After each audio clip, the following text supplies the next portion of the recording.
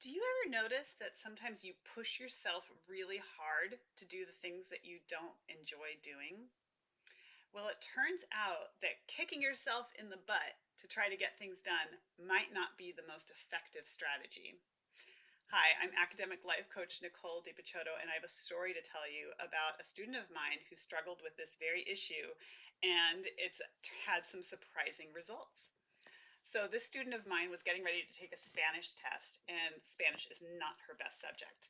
But it turned out that the morning of the test, she woke up with a terrible migraine. It was so bad, she thought she was going to throw up. So what did she do? She walked right into the test, sat herself down, and only answered about half the questions. She just couldn't do it. She wasn't fully there, right? So she came back home. We talked about it, and I invited her to check in with herself and imagine if her best friend came up to her and said, "Oh my gosh, I've got this test. I've got to do well on it. I just have to make it there, but I have this headache and I feel like I'm going to throw up. And what do I do?"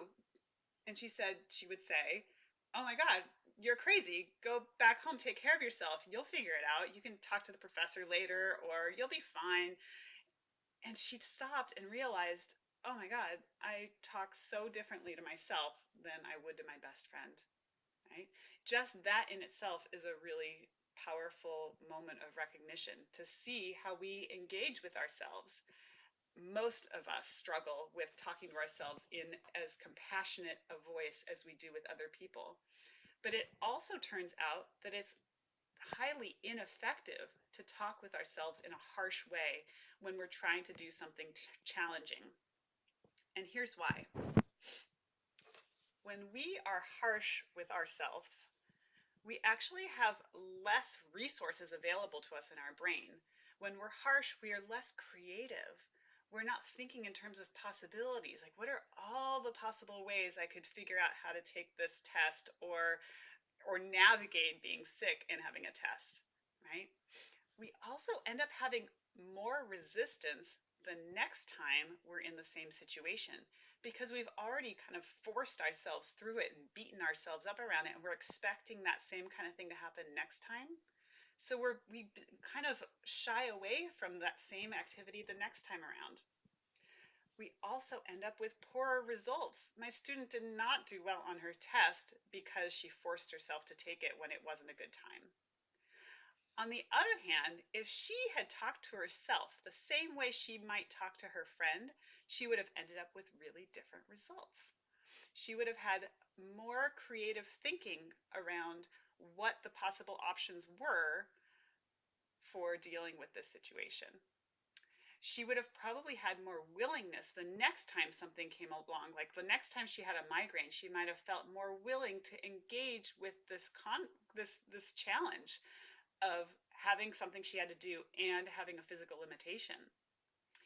She also would have ended up with better results. She probably could have found a different way to take the test in a situation where she wouldn't be competing with this terrible headache. It turned out with this student that after realizing what she had done, that she contacted her professor, and while it was too late for her to take that Spanish test again, her professor did offer her extra credit so she could make up the points and still succeed in the class. So I invite you this week to notice, first of all, when you are talking to yourself in a harsh way and limiting your options and limiting your results. And to pause. And one great strategy for inviting self compassion is just to ask yourself, how would I advise a friend in this same situation? See if you can invite a little bit of that kind of compassionate talk back toward yourself and notice what the results are. I would love to hear from you if you play around with this and are noticing anything. Please visit me at NicoleDCoaching.com for more tips and information about academic coaching. Thanks.